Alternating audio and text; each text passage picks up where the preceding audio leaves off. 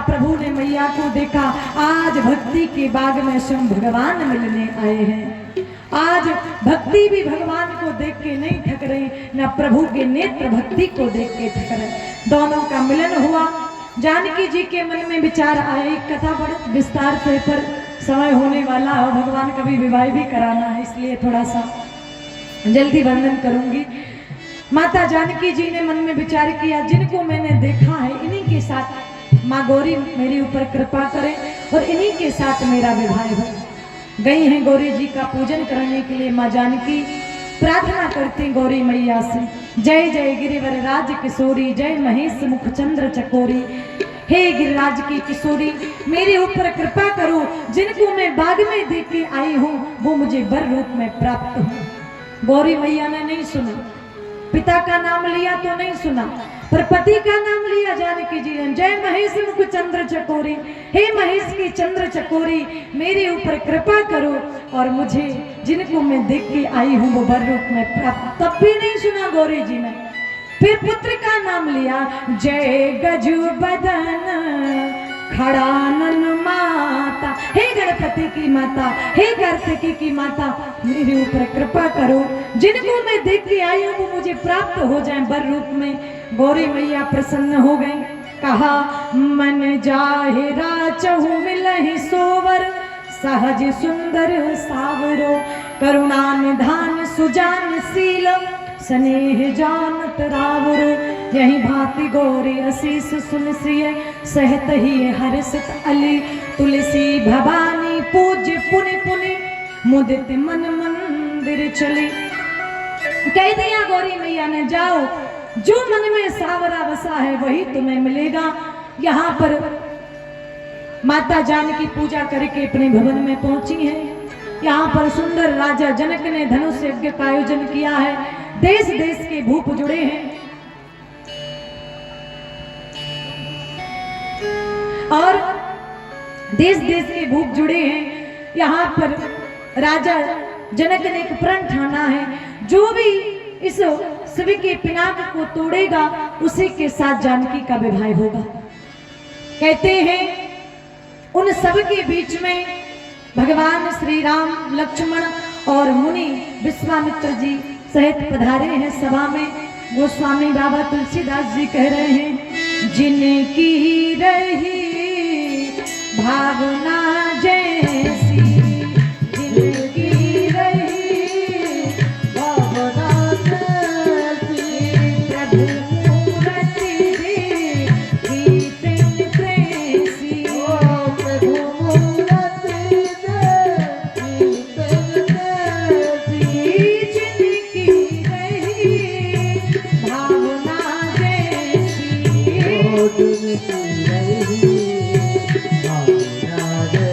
जिनकी जो भावना है उसी भाव से भगवान दिख रहे।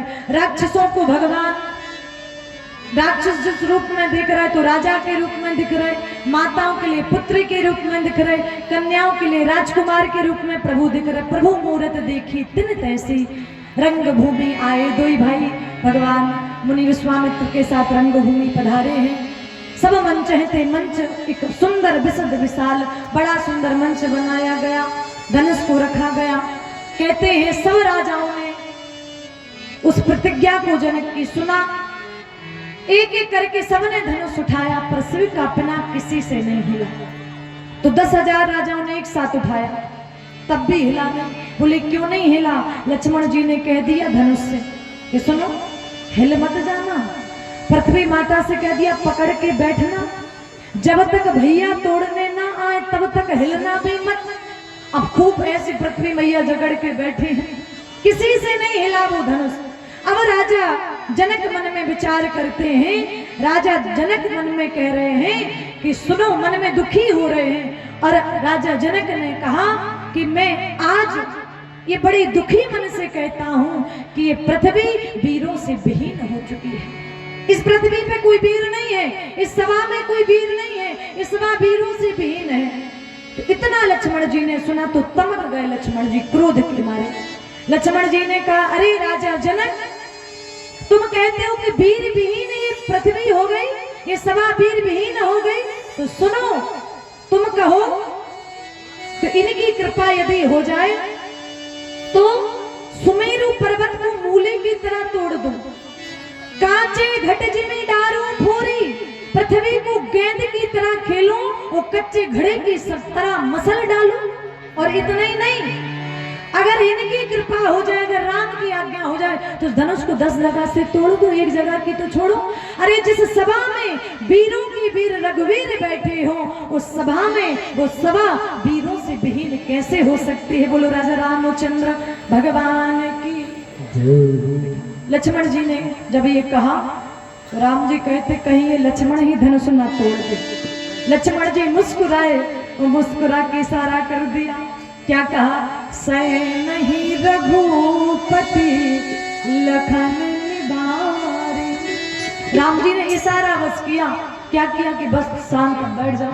तो सयन रघुपति लखन निबार, राम जी ने कहा हमें धनुष तोड़ना, तुम काहे को क्रोधित हो रहे।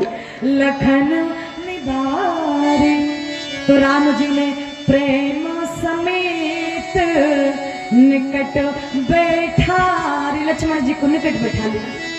तब लक्ष्मण जी से राम जी ने कहा हम तो धनुष तोड़ने नहीं आए, धनुष देखने आए थे, धनुष यज्ञ। उसी समय राजा जनक जब दुखी हो गए तो मुनि विश्वामित्र जी ने आज्ञा दी है राम जी के लिए कि हे राम जाओ और जाकर के जनक के संताप को मेटो। और राजा जनक ने जो प्रतिज्ञा की है उस धनुष को तोड़ो। तो कहते हैं विश्वामित्र समय शुभ जानी, विश्वामित्र समय शुभ जानी, बोले अति स्नेहमय वाणी, बोले अति स्नेहमय वाणी, उठाहु राम भन जाहु भगु चापा,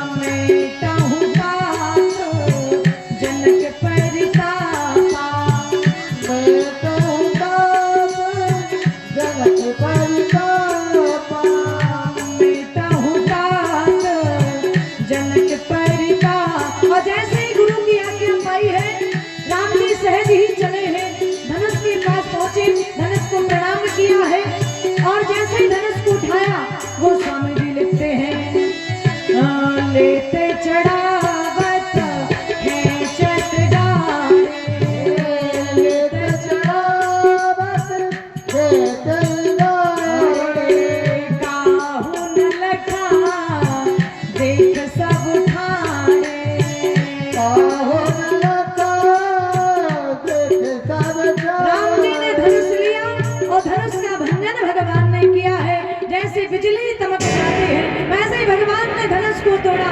बोलो राजा रामचंद्र भगवान की।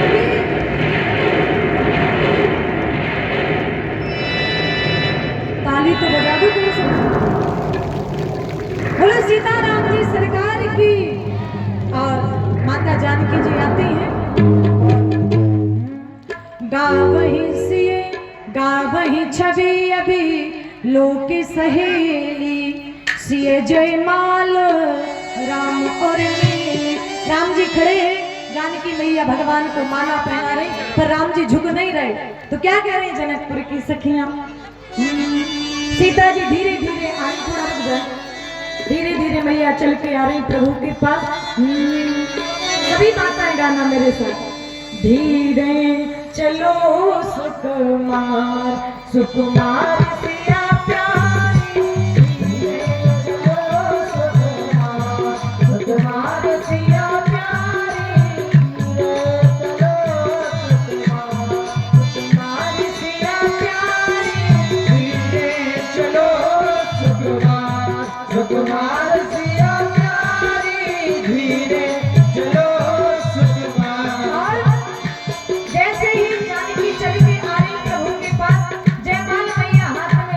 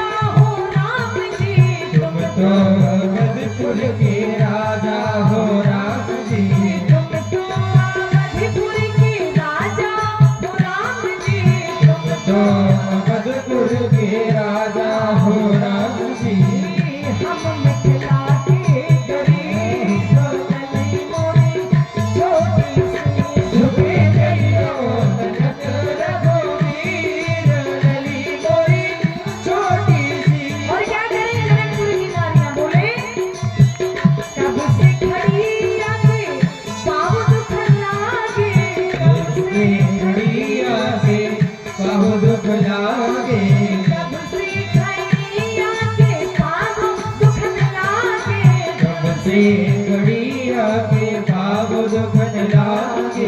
तुम तो बड़े बेपीर कली मोरी छोटी सी झुके गई हो। जनक रघुवीर कली मोरी छोटी सी। बाद में सखियां कहती है कि नाथ कृपा करो। इतने में क्या हुआ, लक्ष्मण जी आए, प्रभु को प्रणाम किया, भगवान झुके हैं। इतने में जानकी जी ने जयमाला प्रभु को पहना दी है। बोलो सीता मैया की जय हो। कब से लिए जयमाला हाथ में, कब से लिए जय मारा हाथ में।